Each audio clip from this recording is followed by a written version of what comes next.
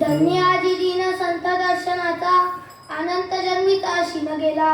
मज वाटे त्यासी आलिंगन द्यावे, अदाना सोडावे चरण त्यांचे. त्रिविध तापाची झाली बोळवण, देखिले चरण वैष्णवाचे. एका जनार्दनी घडो त्यांचे संग, न व्हावा वियोग, माझी अचिता विठ्ठल.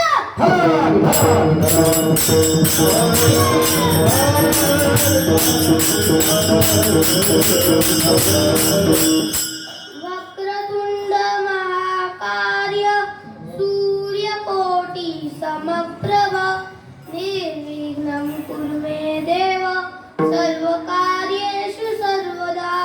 नमस्ते शारणी देवी विना पुस्तकधारिणी, विद्यारंभं करिष्यामि प्रसन्न भव सर्वदा. नारायणं नमस्कृत्यं नरं चैव नरोत्तमं देवी सरस्वती व्यासं ततो जयमुदीरयत्.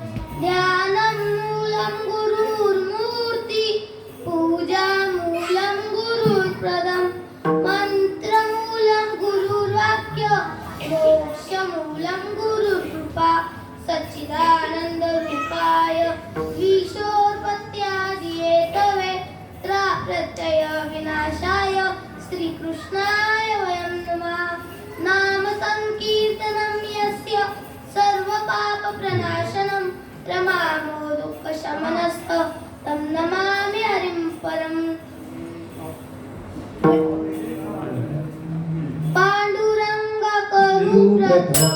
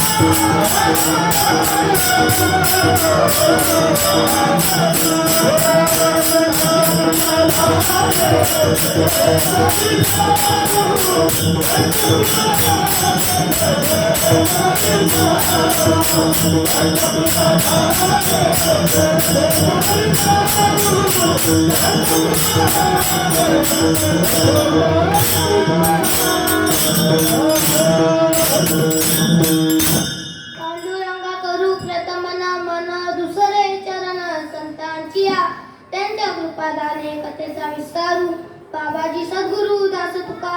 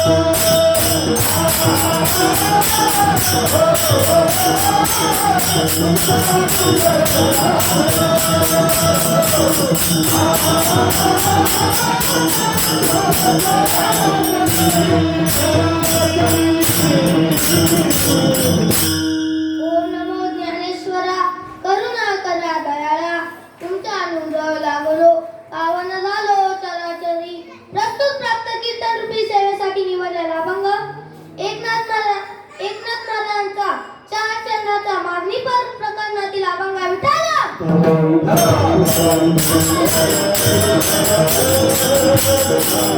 इथे जमलेले माझे गुरुजन वर्ग माझ्या माता भगिनी व समोर बसलेल्या सर्व संत सज्जनांनो माझे गुरु श्री समर्थ शेळके बाबा यांच्या चरणी नतमस्तक होतो आई साहेब यांच्या चरणी नतमस्तक होतो माझे आई वडील यांच्या चरणी नतमस्तक होतो माझे आजी आजोबा यांच्या चरणी नतमस्तक होतो आणि कीर्तन रूपी सेवेला सुरुवात करतो मस्तक हे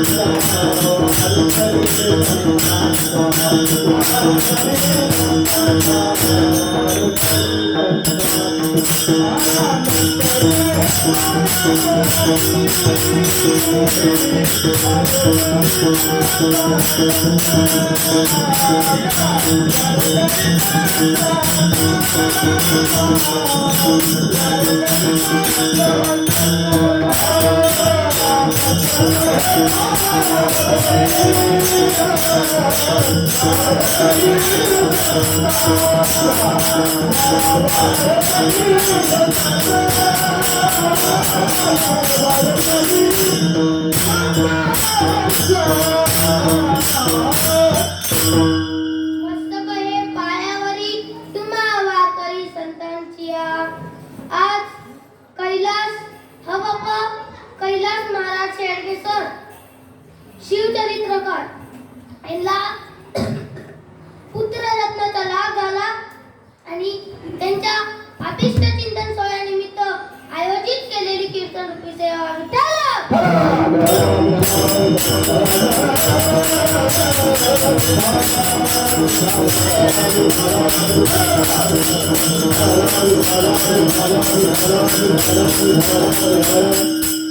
धन्य आजी दिन संत दर्शनाचा अनंत जन्मीचा शीन गेला. संत प्रतिज्ञेमध्ये भीष्माचार्यांपेक्षा महान आहेत. भीष्माचार्यांनी प्रतिज्ञा केली होती की मी एका तरी पांडवाला मारेन, पण त्यांच्यासोबत भगवंत असल्यामुळे त्यांना एकाही पांडवाला मारता आलं नाही. पण त्यांनी अशी पण एक प्रतिज्ञा केली होती की मी भगवंताला शस्त्रामध्ये हातात घेण्यासाठी भाग पाडेल. कारण भगवंतांनी सांगितलं होतं मी शस्त्र हातात घेणार नाही. जर तशी वेळ आली तर 4 गोष्टी समजुतीच्या सांगेन. पण त्यांनी भगवंताला शस्त्र हातामध्ये घेण्यासाठी भाग पाडलं. ज्ञानेश्वर महाराजांनी सुद्धा प्रतिज्ञा केली होती, अवघाची संसार सुखाचा करी. अवघाची संसार सुखाचा करी. अवघाची संसार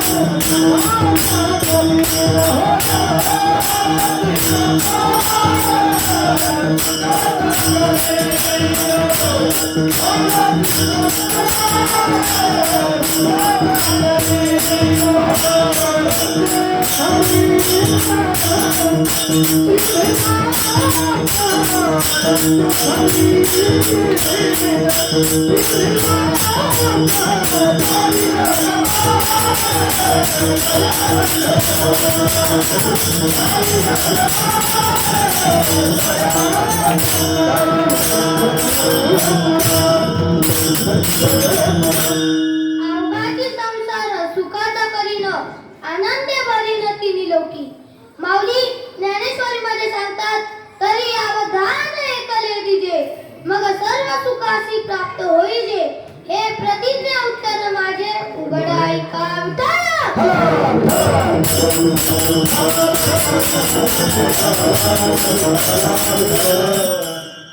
संत प्रयत्नामध्ये भगीरथापेक्षा महान आहेत. भगीरथांनी आकाशातली गंगा पृथ्वीवर आणली, पण संतांनी ज्ञानरूपी गंगा सगळ्यांच्या घरोघरी पोहोचवली.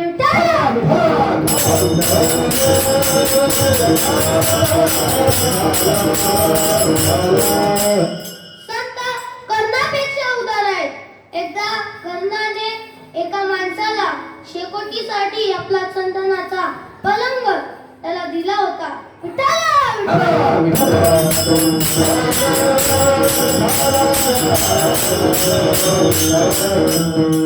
संत कुबीरापेक्षा धनवान आहे. कुबीराकडे 18 लाख संपत्ती आहे, त्यातली अर्धी रावणाकडे. पण त्यांची संपत्ती नाश पावणार आहे. पण संतांची संपत्ती अविनाशी आहे.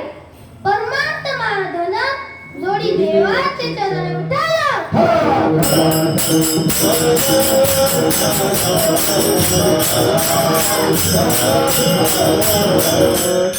संत सूर्यापेक्षा तेजस्वी आहेत.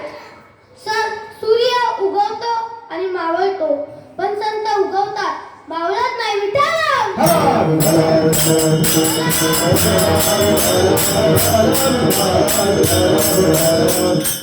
संत गंगेपेक्षा पवित्र आहे. जर आपण गंगेमध्ये स्नान केलं तर आपण पवित्र होतो आणि गंगा अपवित्र होते.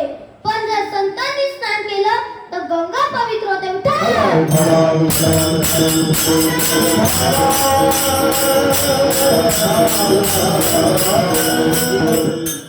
संत परीसपेक्षा महान आहेत. परीस लोखंडाला सोनं बनवतो, पण संत आपल्यासारख्या दुसऱ्याला आपणा सारिके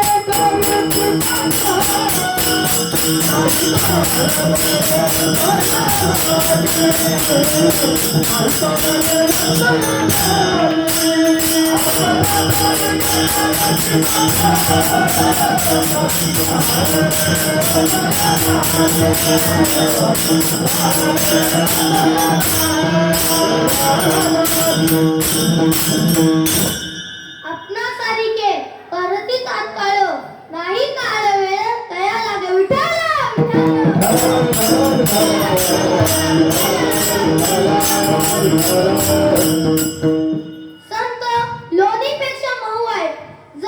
लोणीला अग्नी लागलं तर ते वितळून जातं, पण जर संतांनी दुसऱ्याचं दुःख बघितलं तर त्यांचं हृदय पिघळतं.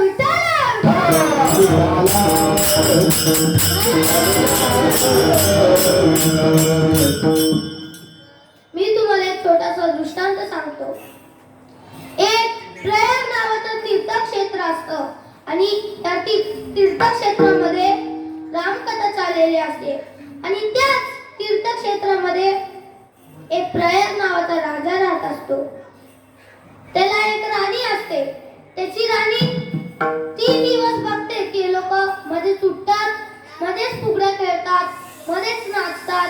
मग तिला पण वाटतं की आपल्याला पण एकदा आनंद लुटला पाहिजे. मग ती राजाकडे जाते, म्हणते अहो मी 3 दिवस झाले बघतीये की लोक मध्येच सुटतात, मध्येच नाचतात, तर मला पण असं वाटतं की देवाच्या वचनातला आनंद लुटावा. म्हणतात अगं वेडे, मी राजा तू राणी, आपण दोघांनी मिळून राज्य चालवायचं.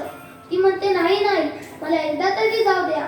म्हणतो ओय, तुला समजत नाही एकदा सांगितलेलं, नाही जायचं म्हणजे नाही जायचं. मग ती मनातल्या मनात म्हणते धिक्कार असतो या देहाचा, ज्याच्यामध्ये आम्हाला भगवंताचं नामस्मरण घेता येत नाहीये, भगवंताच्या नामस्मरणामध्ये नाचता नाही येते. आणि मग ती राणी त्या रात्री यमुनेच्या किनारी जाते आणि म्हणते हे यमुने माते, मला या देहामध्ये राहून भगवंताचं नाम घेता येत नाहीये, तर मी तुम्हाला देह समर्पित करते आणि मला आत्मघाताचं पातक नको. आणि मग त्यांना उडी टाकतात आणि तीच राणी राजा शबर, बिलाटचा राजा शबर, त्याची मुलगी शबरी म्हणून जन्माला येते.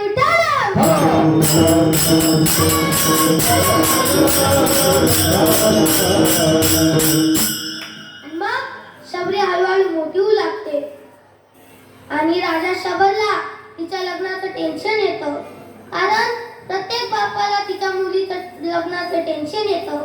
आणि मग शबरीचं लग्न ठरतं आणि एक दिवस आधी राजा शबर अनेक पशु पक्ष्यांना पकडून आणतो. तशी शबरी विचारते बाबा एवढे पशु पक्षी कशाला आणले तुम्ही? ते म्हणतात अगं उद्या तुझं लग्न आहे, त्यांना मेजवानी द्यायला लागेल, आपल्या भाषेत पार्टी, आज आहे ना बड्डेची.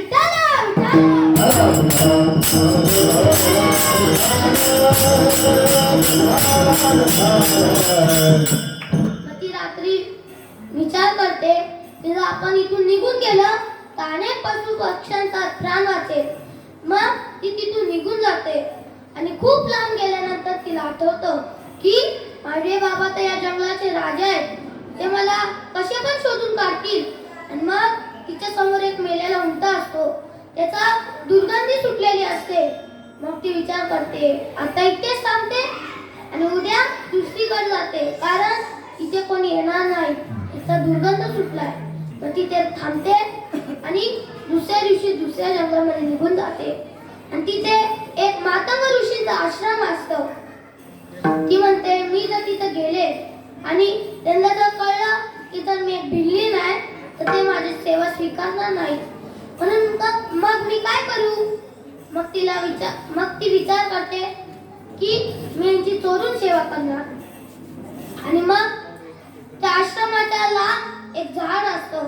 ती म्हणते मी इथे त्या झाडावर राहील आणि त्यांची सेवा करेल. मग ती रोज पहाटे उठून स्वतःच्या हाताने आश्रमापासून सरोवरापर्यंत ती पहाटे उठून रोज आपल्या हाताने रस्ता साफ करायची. आणि असे अनेक वर्ष निघून जातात आणि मग अनेक वर्ष निघून गेल्यानंतर ती हळूहळू म्हातारी होऊ लागते. आणि मग एकदा तिला उतरायला उशीर होतो आणि मातंग ऋषी आपल्या शिष्यांसोबत चाललेले असतात स्नानाला. मग शबरी बघते उशीर झाला आज आपल्याला, मग ती पटापट साफ करते. मग तेवढ्यात मातंग ऋषीला एक सावली अंधारामध्ये चुळबुळ करत असताना दिसते. आणि मग ते म्हणतात आय कोण आहे तिकडे? तुम्हाला नाही,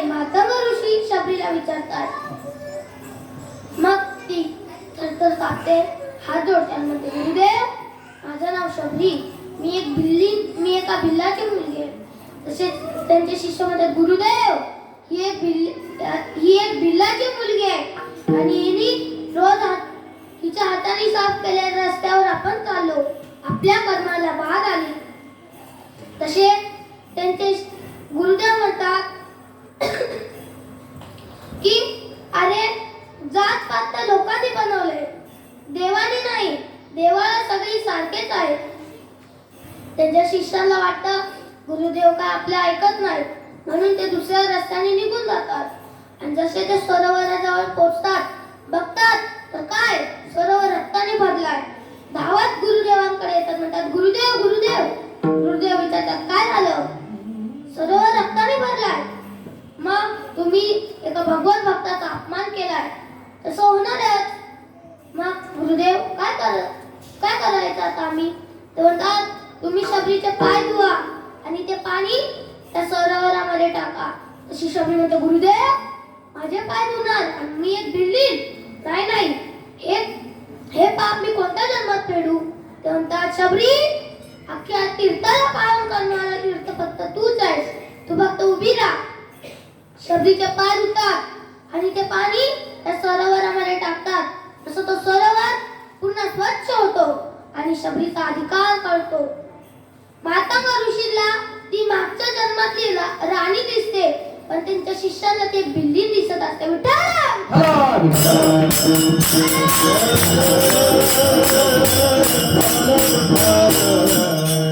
मातंग ऋषी आपल्या झोपडीच्या बाजूला आपल्या आश्रमाच्या बाजूला तिला एक झोपडी बांधून देतात.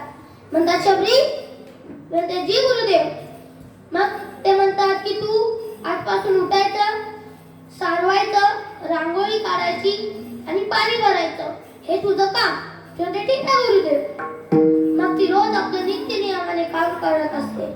आणि एके दिवशी मातंग ऋषी तिथे झोपडीमध्ये येतात.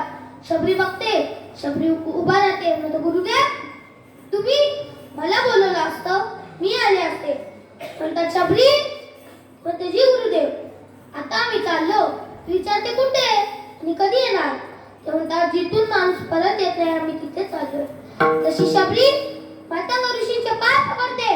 म्हणते, गुरुदेव तुम्ही तुमचा उद्धार करायचा आधी माझा उद्धार करा.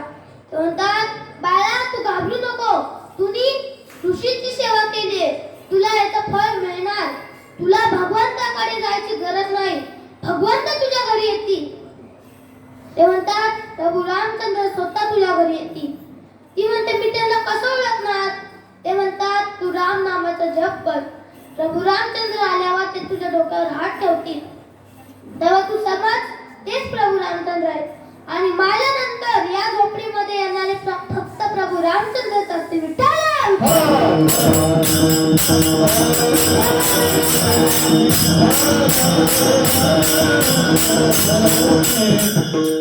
मग मातंग ऋषी म्हणतात, शबरी तू प्रभू रामचंद्रांसाठी आसन टाकून ठेव, खायला बोरा आणून ठेव.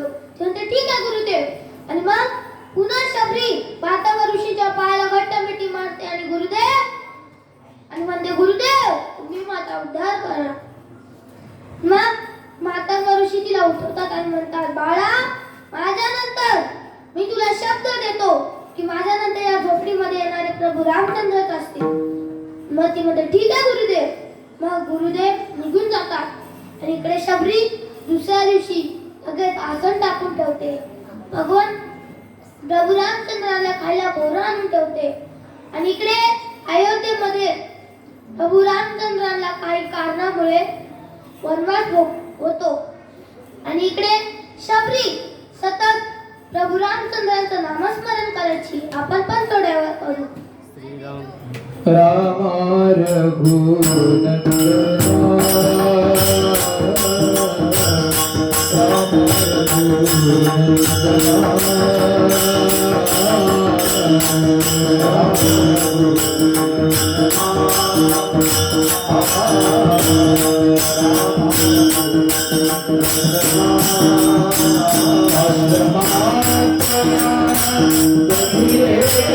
आणि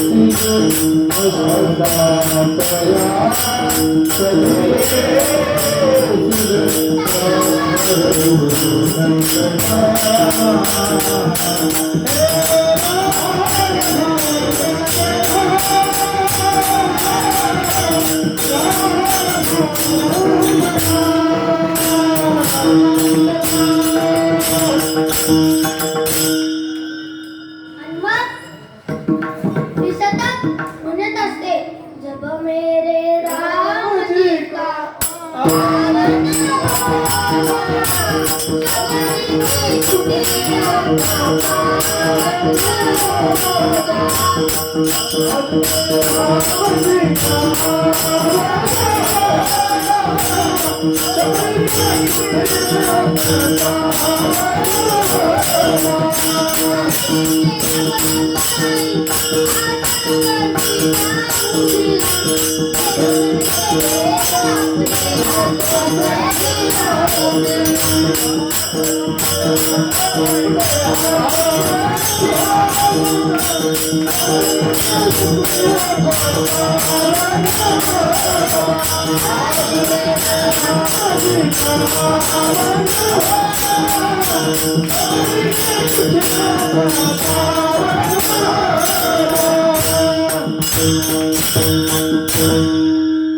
आणि इकडे भगवंत वनवासात येतात. सीता मातेला रावण उचलून घेऊन जातो आणि सीता मातेच्या शोधेमध्ये प्रभू रामचंद्र आणि लक्ष्मण निघालेले असतात. आणि वाटेमध्ये प्रभू रामचंद्राला तहान लागते. तर त्यात लक्ष्मण बघ रे इथे कुठे पाणी प्यायला जागा आहे का? खूपच तहान लागली. तर त्या ठीक आहे दादा, थांब 2 मिनिटात बघतो. लगेच ते झाडावर चढतात. म्हणतात दादा दादा काय झालं? समोरच एक झोपडी आहे, तिथे आपल्याला पाणी मिळेल. तर त्या ठीक आहे, उतर खाली चल. मग ते जातात. म्हणतात आई पाणी मिळेल का? असं शबरीला वाटतं हेच प्रभू रामचंद्र आहे. ती लगेच डोळे बंद करते. लक्ष्मण म्हणतो म्हातारीला खोटी वाटते. पाणी मागितलं तर लगेच डोळे बंद करते. मग खूप वेळ होतो. शबरी म्हणतात आता काय डोकं हात ठेवता का नाही? तर म्हणतात मग इथे ग्लास आहे, इथे मटका आहे, घेऊन पिया. तर म्हणतात तुम्ही का देत नाही? तर म्हणतात मी कोणाची तरी वाट बघते. म्हणतात तेवढ्या जंगलात आणि कोणाची वाट बघताय? ते म्हणतात प्रभू रामचंद्रांची. ते म्हणतात त्यांनाच तर तहान लागलीये. तशी शबरी पटकन उठते आणि म्हणतो कुठेच माझे राम, कुठेच माझे राम. प्रभू रामचंद्र लक्ष्मणासोबत येतात. लक्ष्मण म्हणतो दादा बघ रे इथले सगळे झाडाची पानं राम राम म्हणतायत. ते म्हणतात अरे ही माझी भक्त आहे शबरी आणि हिने इतकी वर्ष माझं नामस्मरण केलं हे त्याचं फळ आहे.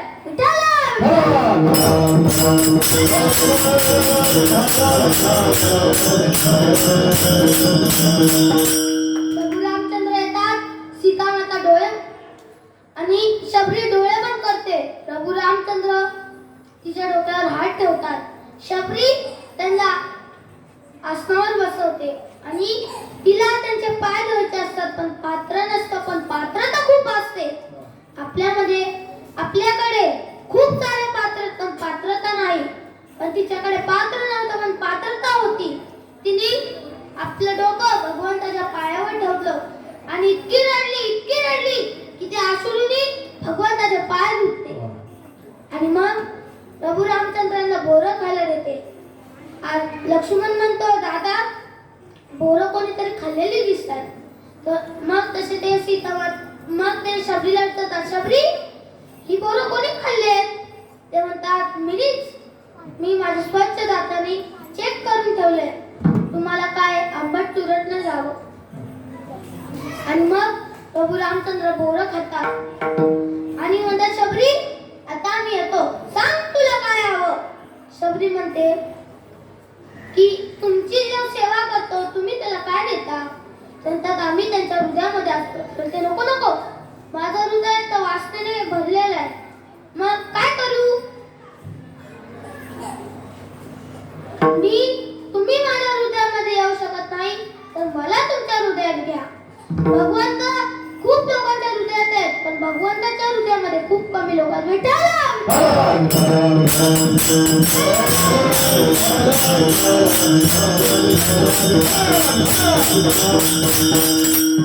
मग शबरी डोळे बंद करते आणि त्या दिवसाची वाट त्या तो दिवस आठवते ज्या दिवशी माझ्या गुरुदेवांनी मला आशीर्वाद दिला, तुला देवाकडे जायची गरज नाही, देव तुझ्या घरी येतील.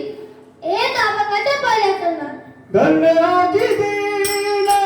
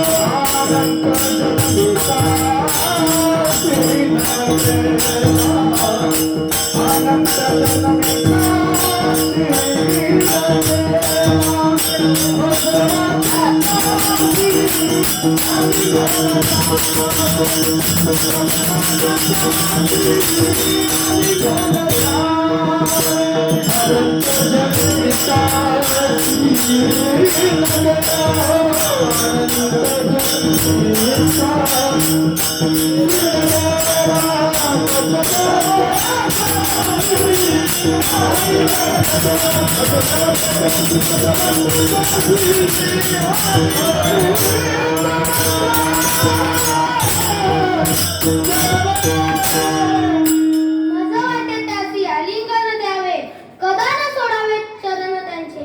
शास्त्रामध्ये आलिंगनाचे 3 प्रकार सांगितलेत. 1 यमात आलिंगन, 2 कामात आलिंगन, 3 प्रेमात आलिंगन आणि 4 दुष्टांचं आलिंगन. विठ्ठल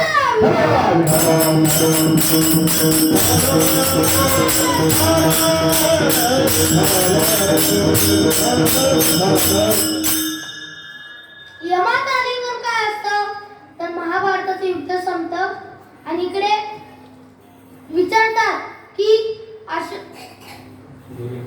दुर्योधनाला कोणी मारलं, ते म्हणतात भीमाने. त्याला सांगा काकाने बोलवलंय. मग भीम काकांना भेटण्यासाठी जातो आणि मग तेवढ्यात भगवंत आले येतात. म्हणतात कुठे निघालात?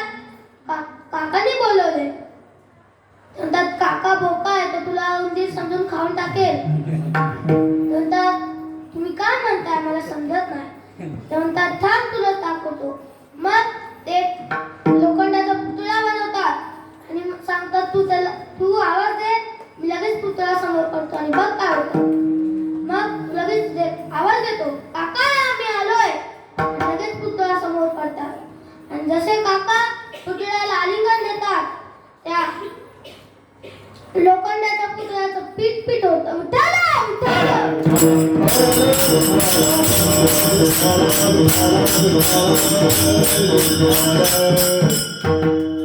मग भगवंत म्हणतात बघितलं का काका कसा भोका बनून तुला खायचं बघत होता.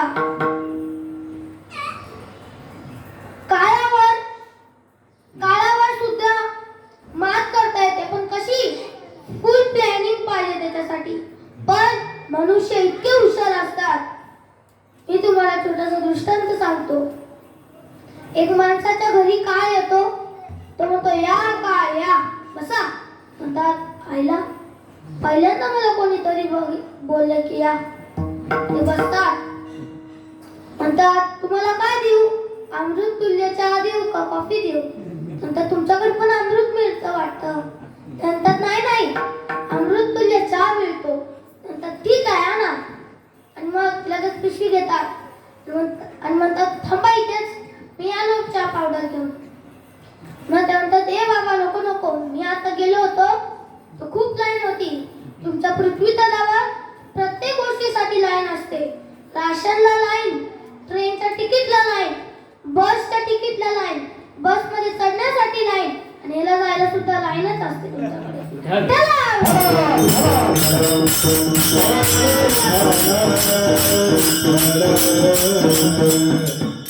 पण काळावर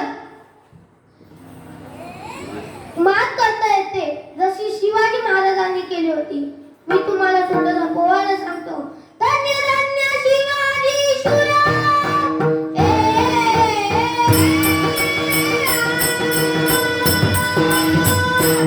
धन्य धन्य शिवाजी शूरा, धन्य धन्य शिवाजी शूरा. पराक्रमी बळ केले जन पावनी पाणी दुष्ट मुघला, पाणी दुष्ट मुघला.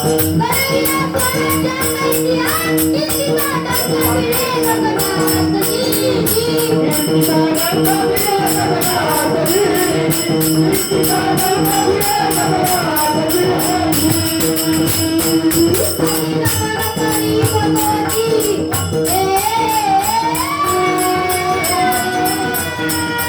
आणि नमन करी भगवती, आणि नमन करी भगवती. माता सरस्वती द्यावी भगवती, बंधुरी आज तुझ्या चरणात. बंधुरी आज तुझ्या चरणात.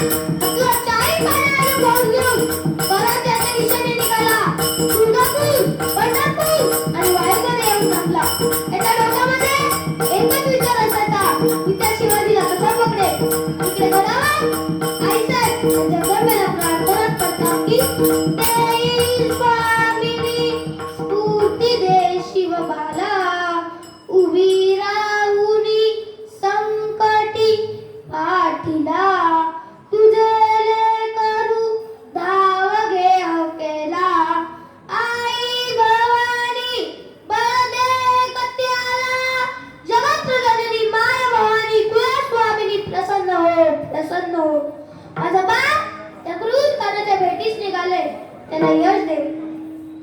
आणि आखी भेटीची जागा ठरते कुठे कुठे महाराज? प्रतापगडच्या पायथ्याशी. ती भेट कशी झाली?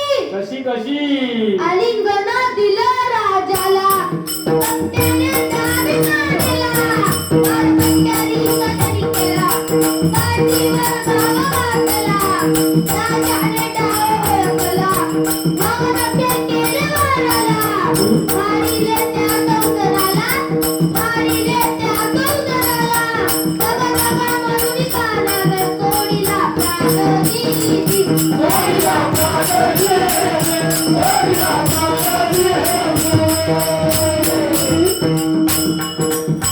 छत्रपती शिवाजी महाराज की जय. धर्मवीर संभाजी महाराज की जय. माता की जय. वंदे मातरम. विठ्ठल.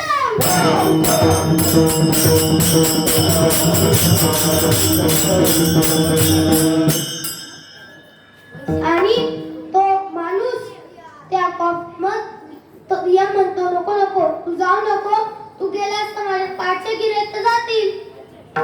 ते म्हणतात तू कॉफीच बनव. कॉफी बनवतात, त्याच्यामध्ये गुंगीचं औषध टाकतात आणि यमाला देतात. यम पितो, बेशुद्ध पडतो आणि तो आपलं पहिलं नाव मिटवून खाली लिहितो आणि मग यम उठतो, म्हणतो वा काल कॉफी खाली होती, म्हणतो मी तुझ्यावर प्रसन्न झालो, आता मी वरून नाही खालून नंबर घेतो. आणि मग तसा तो डोक्याला हात लावून बसतो. इतकी हुशार माणसं असतात विठ्ठल.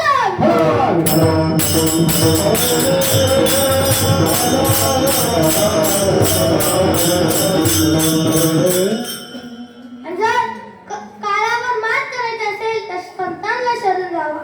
त्या दिवशी दापोलीच्या कीर्तनाला कोण कोण होतं हात वरती करा. माहितीये ना त्या दिवशी काय झालं होतं. विठ्ठल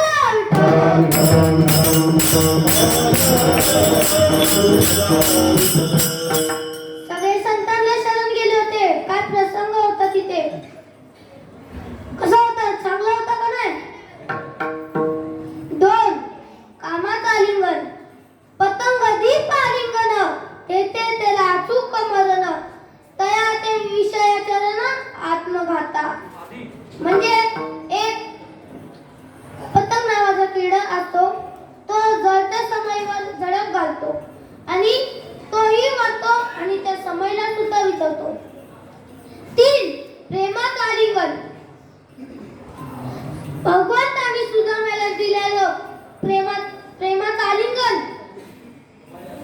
आलिंगन त्याला प्रेमाचं आलिंगन म्हणतात. आणि 4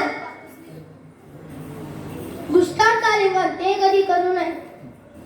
कैकेयी माता आणि मंथरेचं जेव्हा आलिंगन होतं त्यावेळेला मंथरेतील विकल्प कैकेयीमध्ये येतात आणि त्या कारणामुळे भगवंतांना वनवास भोगावा लागतो. तुकाराम महाराज म्हणतात सगळ्यात मध्ये देव आहे, पण तुका म्हणे सर्प विंचू नारायण, दुरुनी वंदावे चरण त्यांचे. काही माणसं सर्प आणि विंचू सारखे असतात, ते समाजामध्ये वावरतात.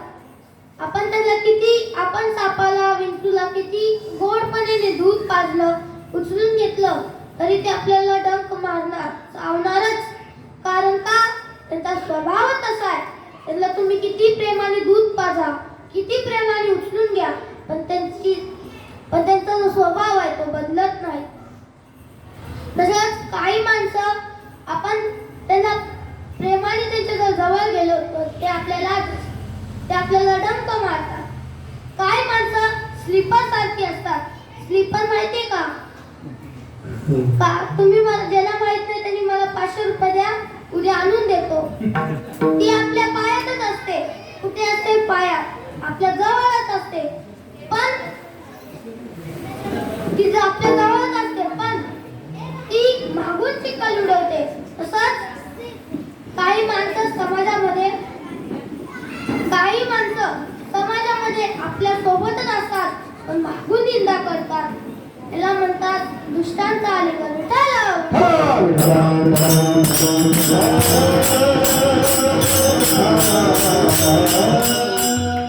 आणि मनावर मात करायची असेल तर संतांना शरण जावा.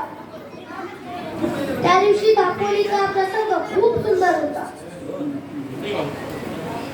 मी तुम्हाला छोटासा दृष्टांत सांगतो.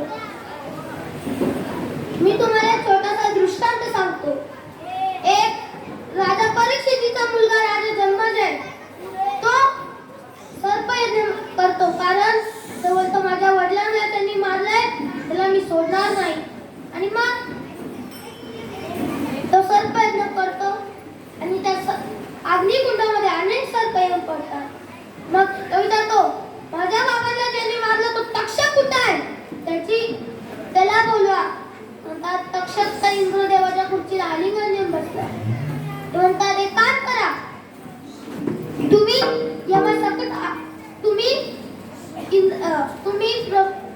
त्यांच्या सकट आहुती टाका. मग तक्षकाय स्वाहा, इंद्राय स्वाहा. आणि मग इंद्राची खुर्ची हालायला लागते. मग तसे माणसं म्हणतात महाराज तुमच्यावर कोणीतरी करणी केली वाटतं. तर काय झालं?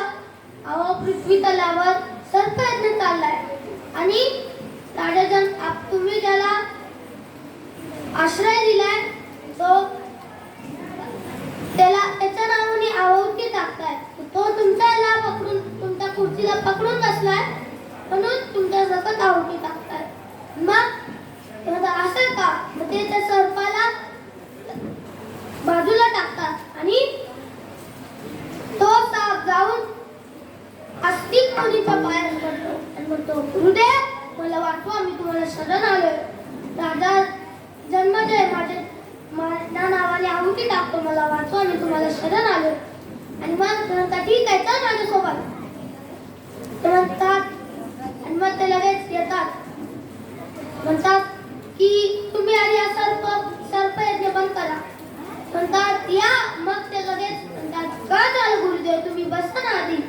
म्हणतात नाही तू आधी सर्पयज्ञ बंद करतो का तुला श्राप देऊन भस्म करू म्हणतात गुरुदेव काय झालं म्हणतात तुझ्या वडिलांना सर्प चावला नव्हता सर्प चावायच्या आधी त्यांनी आपला देह सोडला होता मग म्हणतात गुरुदेव पण माझ्या वडिलांचा ज्यांनी चावला मी त्याच्या नावावरती आहुती टाकतो म्हणतात तू बंद करतो का नाही तुला मी नाहीतर मी तुला श्राप देऊन भस्म करतो तर ते लगेच बंद करतात म्हणतात गुरुदेव तुम्ही का असे म्हणालात म्हणतात तू ज्याच्या नावाने आहुती टाकतोय तो मला शरण आले आणि शरण आलेल्याला मरण द्यायचं नाही संतांची रीत आहे म्हणून संतांना शरण गेल्यामुळे तक्षकाचा प्राण वाचतो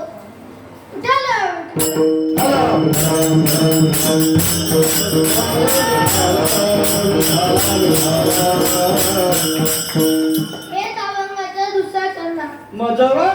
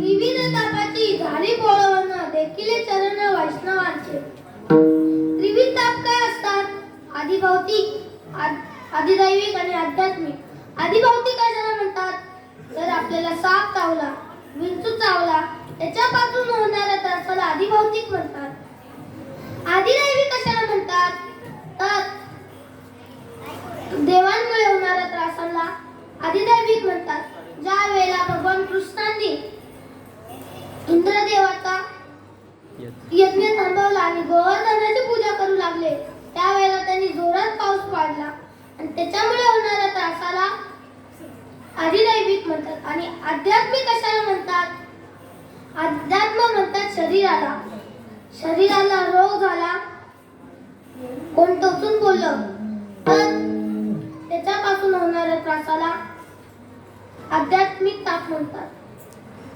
विठ्ठल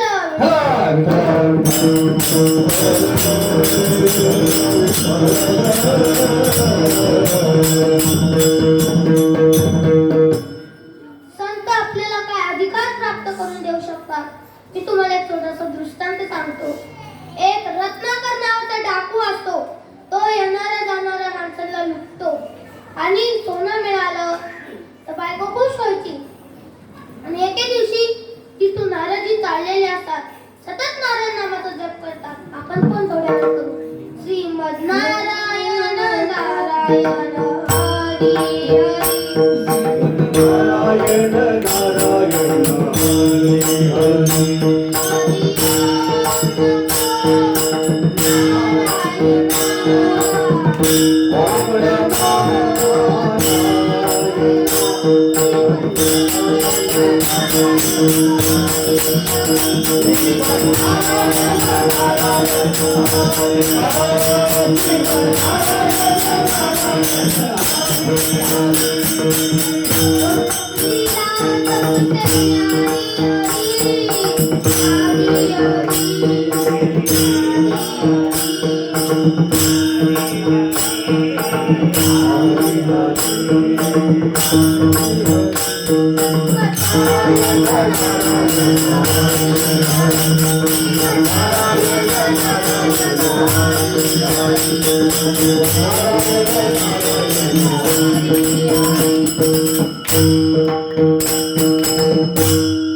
आणि मग ते म्हणतात, ओ थांबा थांबा. म्हणतात, काय झालं? तुमच्याकडे जेवढं काय आहे ते मला द्या. ते म्हणतात, अरे माझ्याकडे चिपळी आणि माझ्याकडे अविना, याला सोडून माझ्याकडे काहीच नाही. म्हणतात, तुम्ही गपचूप देता का नाही? मग ते म्हणतात, अरे वेड्या, तू हे जे करतोय ते पाप आहे. ते म्हणतात, मला पाप पुण्य शिकवू नका. ते म्हणतात, तू जे पाप करतोय त्या पापामध्ये तुझे घरचे सहभागी आहेत का? मग ते म्हणतात, मला नाही माहित. ते म्हणतात, जा विचारून ये. ते म्हणतात, शेंडीवाले महाराज लय हुशार दिसतात, मी विचारायला गेलो की लगेच तिथून पळून जायला का? ते म्हणतात, नाही रे, मी पळून नाही जाणार, तुम्हाला बांधून ठेव. मग ते बांधून ठेवतात आणि बाबांना विचारतात, बाबा आपल्या घरी जातात. बाबांना विचारतात, बाबा मी जे पाप करतोय त्याच्यामध्ये तुम्ही सहभागी आहात का? म्हणतात, अरे तू आमचा मुलगा आहे, आम्ही तुझे आई वडील आहेत. तू पाप कर ना तर पुण्य कर, आम्हाला त्याच्याशी घेणं देणं नाही. तू फक्त आम्हाला दोन टाइम जेवण आणि एक टाइमचा नाश्ता हे पोराचं कर्तव्य आहे. मग तू पाप कर नाही तर पुण्य कर. मग त्या आईला विचारतात, आई सुद्धा हेच उत्तर देते आणि मग बायको ऐकते आणि विंचू चावल्याचं ढोंग करते. आणि मग तसे तो विचारतो, काय ग, मी जे पाप करतोय त्याच्यामध्ये तू सहभागी आहेस का? तर ते काम करा, मला जो विंचू चावलाय त्यातलं अर्ध दुःख तुम्ही घ्या, तुमचा अर्ध पाप मी घेते. तर तो बोलतो, मी कसं काय घेऊ, तुला विंचू चावलाय मला नाही. मग ते म्हणतात, मग जसं तुम्ही मला जो त्रास होतो तो वाटून घेऊ शकत नाही, तर मी तुमचा पाप कशाला वाटून घेऊ? मग ते नारदजींकडे येतात आणि त्यांचे पाय पकडतात. म्हणतात, गुरुदेव माझा उद्धार करा. म्हणतात, मी ते परत येईल पण तू रामनामाचा जप कर. म्हणते, ठीक आहे. मग ते एका झाडाखाली बसतात आणि रामनामाचा जप करतात. आपण पण थोड्या वेळ करू. श्रीराम श्रीराम श्रीमन नारायण नारायण हरी हरी श्रीमन नारायण नारायण श्रीमन नारायण नारायण हरी नारायण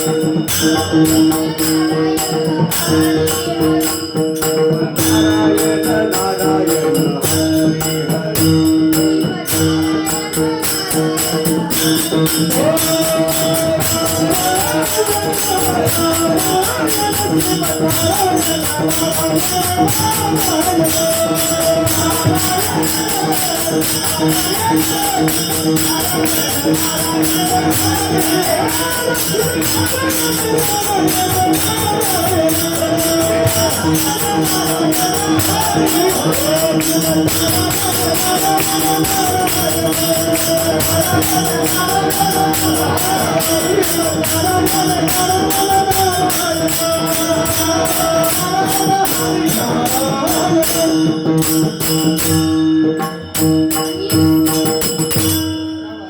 ते अनेक वर्ष तपश्चर्या करतात आणि एकदा नारदजी त्या जंगलात जात असतात.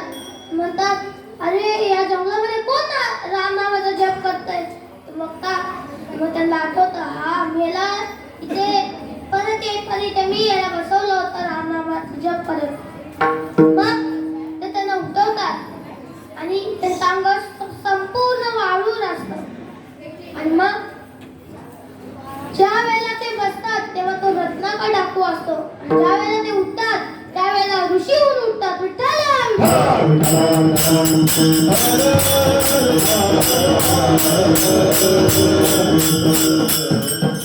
आणि ते वाळल्या कोळीचे वाल्मिक ऋषी होतात. आणि प्रभू रामचंद्र जन्माला यायच्या आधीच ते संपूर्ण रामायण लिहितात. कोरियाची कीर्ती वाढली गण केले रामायण रामानी. एवढा हा अधिकार संत आपल्याला प्राप्त करून देऊ शकला. विठ्ठल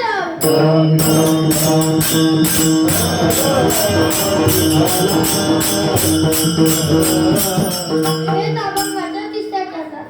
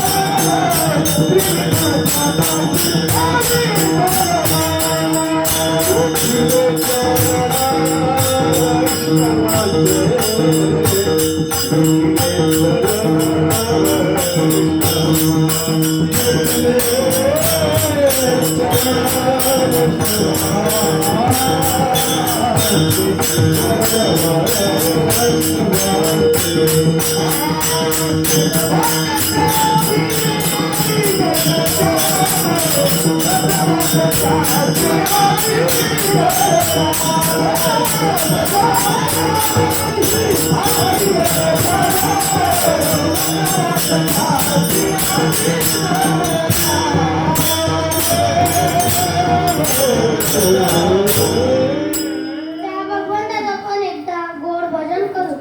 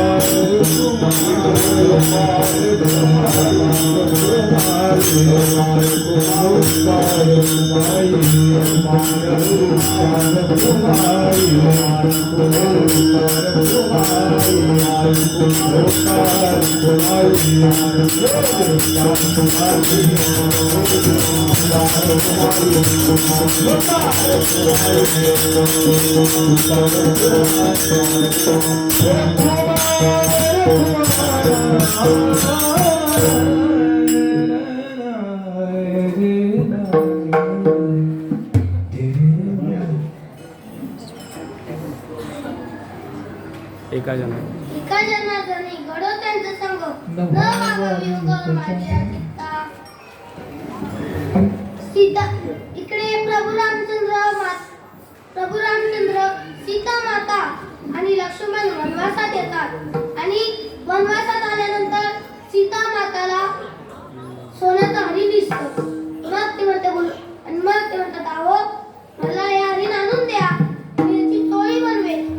आणि मग लोक विचारतील वा ही तर सोन्याची चोळी घालते. मग ते म्हणतात अगं प्रत्येक पिवळी वस्तू सोनं असेल असं नाही, तो एक हरणाच्या रूपामध्ये राक्षसी असू शकतो. म्हणते नाही मला काही माहित नाही, तुम्ही मला आणून द्या. नंतर ठीक आहे. ते लक्ष्मणाला म्हणतात, लक्ष्मण तू इथेच थांब, मी आलो. आणि मग ते जातात आणि त्या हरणाला एक बाण मारतात. तसं तो हरिण पडतो आणि वरडतो, सीते धाव लक्ष्मण धाव, सीते धाव लक्ष्मण धाव. आणि मग हे शब्द लक्ष्मणाच्या कानावर जातात. आणि मग सीता माताच्या कानावर जातात. सीता माता म्हणते की तुमचे भाऊ या संकटामध्ये अडकले, तुम्ही जावा. ते म्हणतात, माते असं कोणतंच संकट नाही की त्याला ते सामोरे जाऊ शकत नाही. म्हणतात, तुम्ही त्यांचे भाऊ आहात ना, तुम्हाला जायलाच हवं. मग सीता माता त्यांना पायी बोलते, त्यांना पाठवते. पण ते जाताना म्हणतात, सीता माता हे लक्ष्मण रेख ओढली आहे, ती कोणाला आतमध्ये येऊन देणार नाही. तुम्ही या रेषेच्या आतमध्येच राहा, बाहेर येऊ नका. म्हणतात ठीक आहे. मग लक्ष्मण सुद्धा निघून जातो आणि इकडे रावण एक साधूचं रूप घेऊन येतो ना, तो भिक्षाम देई माई. आणि मग विठ्ठल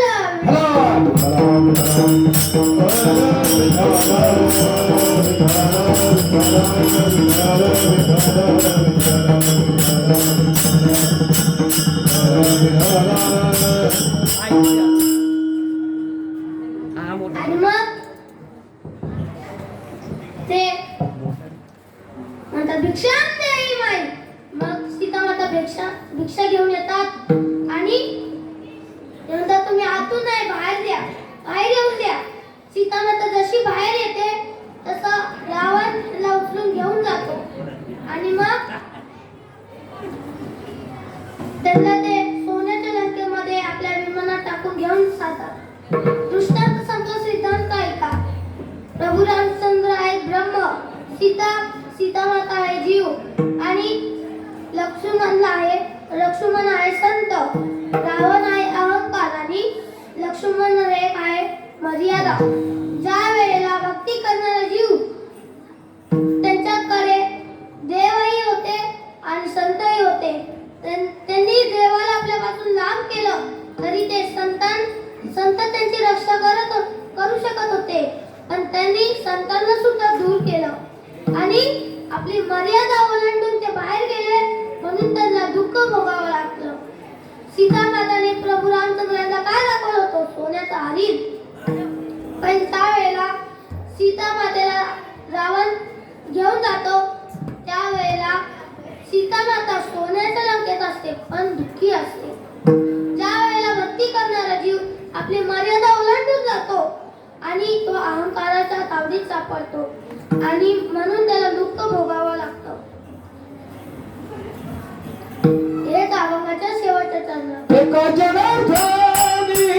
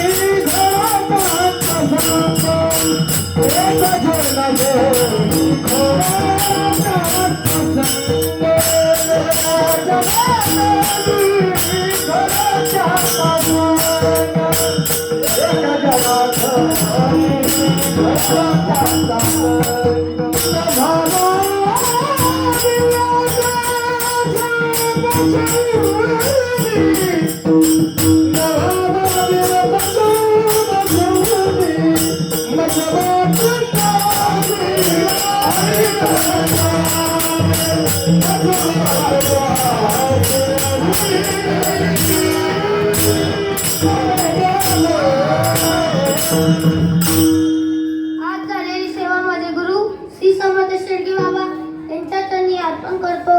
आई साहेब यांच्या चरणी अर्पण करतो. माझे आई वडील यांच्या चरणी नतमस्तक होतो. माझे आजी आजोबा यांच्या चरणी नतमस्तक होतो. आज ज्यांनी मला कीर्तन शिकवलं ते म्हणजे माझे वडील